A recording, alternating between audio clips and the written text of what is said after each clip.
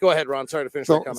So the difference is the type of guys you have out on the floor now that are tied together as far as the offense is concerned, and that's really making a big difference as far as the quality of shots that teams are getting.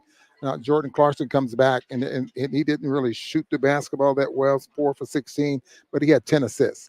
And that really makes a big difference there as well, because if he's handling the basketball and he plays with the ball with that group in his hands more so than anyone, but still found the open man, Kessler, was the beneficiary of a lot of that. We talked with Jazz assistant coach Scott Morrison the other day before the game about Keyonte and what the kind of next steps for him are. His growth has been obvious. His numbers have been bad. And so what did he have to do? And one of the things he talked about was turning the corner and getting downhill more. What I thought was interesting about this game is he did it a lot more tonight than he did the other night. I wonder if film watching and some of those kind of things allowed him to be able to have, understand where he could get downhill in this game and be more active defensively. And I thought that, it's an interesting thing for him to play a team twice in a row like this. Absolutely. It really makes a big difference. You hear coaches all the time talking about, okay, after a ball game, well, we'll watch film. Film makes a big difference because it tells a story. And it also will correct a lot of things as far as defensively and offensively, what you're doing out there on the floor. And so now when I see that again, I know how to respond to it. And you get to the point where you respond to it enough, now it becomes muscle memory and you're reacting to situations. For those of you listening to this non-live, you're going to get kind of a jump cut because we had an audio problem early. So just to review, Jazz win at 114-112. The Jazz do not score. They lead at 114-107, and they do not score for the final 2:30 of the game. 2:42. Keyonte hits a three with 2:42 left. A big shot that gives the Jazz the 7-point lead. They actually don't score the rest of the way. They hold off, forcing the ball out of Ingram's hands, out of Zion's hands. Zion doesn't take a shot in the final 4 minutes. Fontechhio hit a monster three at the 3:17 mark to put the Jazz up 111-105, and they were able to hold on to win this one. They had some dagger shots to put it away. It didn't happen. It went all the way down to the wire where Zion drove, kicked it back out to Ingram. I think that was a set play because Ingram was supposed to be coming downhill at that point. Got him into a miss. Good defense by the Jazz, and then loose ball scramble for the rebound. And the Jazz win at 114-112. Jazz have won 2 in a row. I mean, the crazy thing is the Pelicans came in here having won 5 of 6. They'd won the 5 games by 77 points. The teams they had beat were Dallas, Denver, Sacramento twice, and the Clippers. I mean, they came in here rolling. And they got to be shook right now that they just lost 2 games to the Utah Jazz, 2 close games to the Utah Jazz. Exactly. And just think about what the Jazz did tonight. Now, we're talking offense here, but defensively, they had some pretty good stops here. But the Pelicans ended up shooting 50% from the field. Jazz only 42. So usually if you shoot 42% from the field, you should lose the basketball game. You shouldn't win it. But it's the three-point shooting tonight that really made the big difference. They got up 48. They averaged 40 attempts a ball game. They got made 17. I think they averaged somewhere around 15 makes a ball game. So that was the separator between winning this basketball game tonight and losing it. Pelicans have a bad math problem when they're taking 26 fewer threes than their opponent on the night. And that's what they do. They take like the second or third fewest threes, and they allow the second or third most threes in the league. And they do a really good job defending the threes, but that's just not going to last forever. They're getting lucky right now. That's a bad math problem for them. All right, Yerk, Saban, and Fontechhio into the starting lineup the last 2. What has their impact been? And then again, there it is again. The group that they have them, it's not so much the starting lineup, but if that group was coming off the bench and playing together, then you'll probably see the same thing. Because I think now that the combination of players that they have out there on the floor is really making a big difference, especially starting the ball game. They still got to put Lauri Markkanen back on the floor sometime. Yeah, he's got to come back on the floor. I mean, how many block shots did he have tonight? But the Walker Kessler, you're saying. Yeah. I'm saying Lauri Markkanen still comes back to eat 35 minutes. I mean, we still have a minute. Like, these guys are earning time, and it's going to be tough. But let's go to Walker for a second. 14 points, 8 rebounds, 3 assists, 2 blocks. He looks like Walker Kessler, and he had a dominating stretch defending the rim tonight. Yeah. And even if he didn't block the shot, he had 2 block shots. I thought he had more than that. My bad. But felt like it. Yeah, it did feel like it. Why? Because he's challenging the shots, and the guys have to try to shoot over him or shoot around him, that type of thing. And it just, the importance of having him is the type of defense that the Jazz want to play. You got to have him out there on the floor. So Will already had these kind of really cutting comments, right? Like if you don't play hard, you don't pass, you don't play. If you don't give it, if you're going to play for the Utah Jazz, you got to give it about the Utah Jazz. And then the whole thing about like, you know what, it's a fatigue business. Yeah. Before you go there, let me go. You asked about Omer. Yeah. And this is the ball game where he shine. He will shine because of Valanciunas being his size and his weight. You don't push him around. He was able to challenge him defensively and offensively. Whereas Kessler, if Kessler had to make a steady diet of Valanciunas and getting that low, now he's putting Kessler on his shoulder. I mean, he's or maybe he gets Kessler in the foul trouble. But that's the difference, I think, in having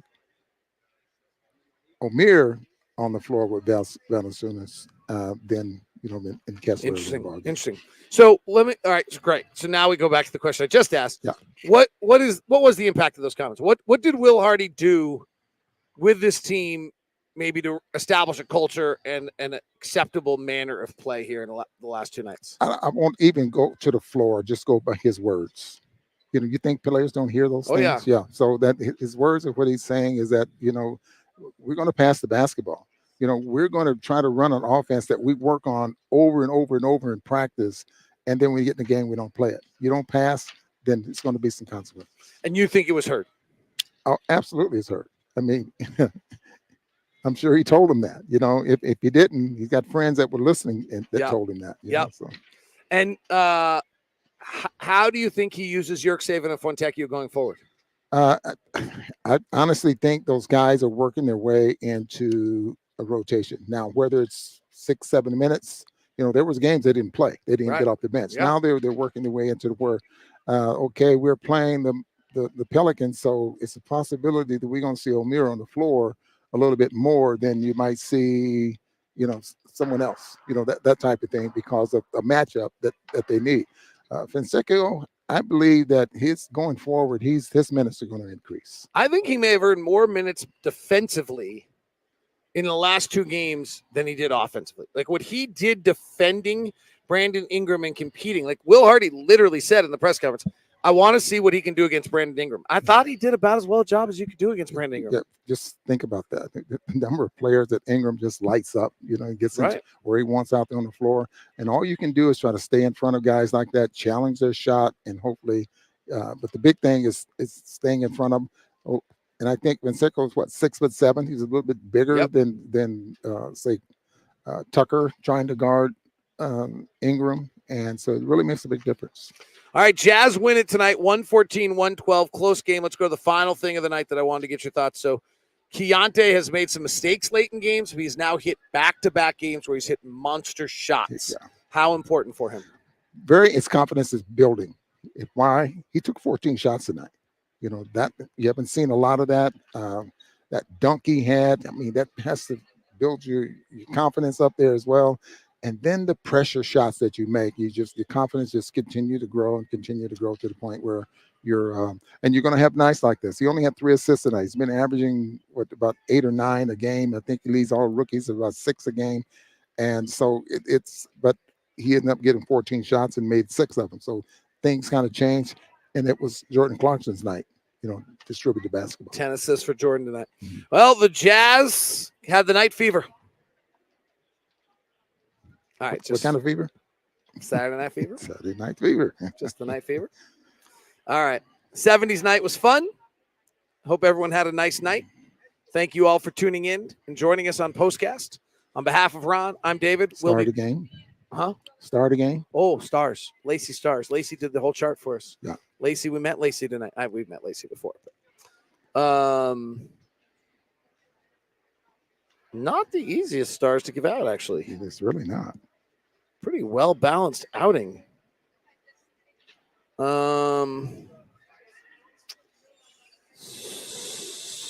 So, I don't know. Who are you going with?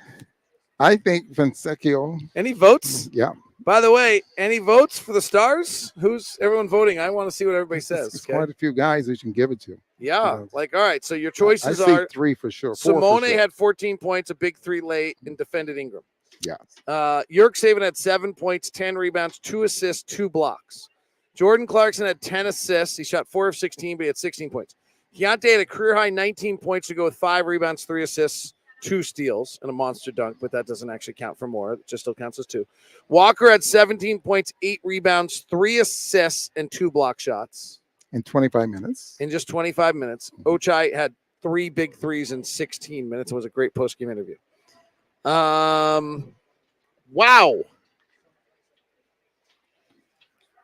I didn't get to see the whole fourth quarter.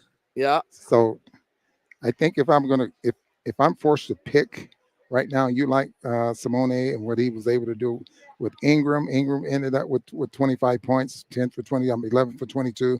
Very good field goal, a very good shooting night for him. So that means I'm going to go with Clarkson and So wait, you did that whole thing about Simone and then gave your start to Clarkson? That was like such a curveball. I know that was a curveball. Such a curveball. Wow. Because he did play well, but Ingram had his numbers are very, very good there as well. You know, he did play well, but his numbers are very, very good. And Clarkson and George in the backcourt, excellent. Kessler, Omier. What did Lacey pick? I don't know. You know what Ma Law just came up with? That Taylor Horton-Tucker and Jordan Clarkson combined for 17 assists and 1 turnover. I might give them both my stars just for that combo. Tucker. Because the 2 of them were more likely to have 17 turnovers and 1 assist last week than 17 assists and 1 turnover. Well, I'm going to take the backcourt. So you went Jordan Clarkson, Keyonte George? Yes. I'll just agree with you. Yeah. It's a good approach for me generally to follow. Yeah. Okay. He's Ron Boone. I'm David Locke. Those were our stars. Thanks very much for tuning in. For those of you on the live show, apologize for the audio issue early. For those on the rest of it, I should have taken care of it. Have a great night. Thanks for tuning in. I'll be with you for Locked on Jazz tomorrow. We'll be with you in Memphis for Jazz and the Grizz coming up on Wednesday. Have a good one.